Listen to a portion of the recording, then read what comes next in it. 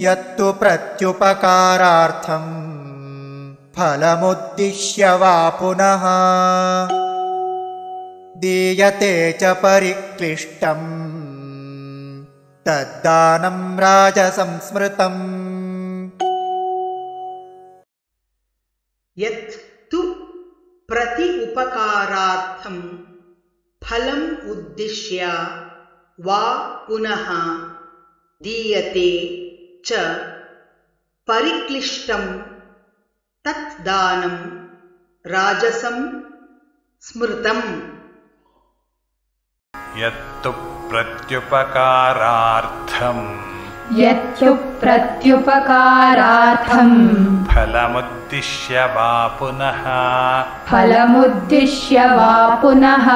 दीयते च परिक्लिष्टं तद्दानं राजसंस्मृतम्।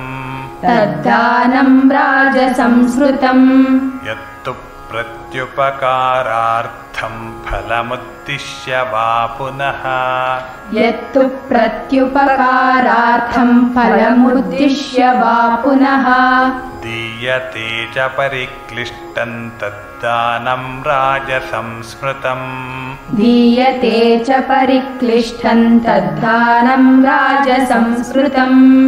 यत्तु प्रत्युपकारार्थं फलमुद्दिश्य वा पुनः दीयते च परिक्लिष्टं तद्दानं राजसंस्मृतम्।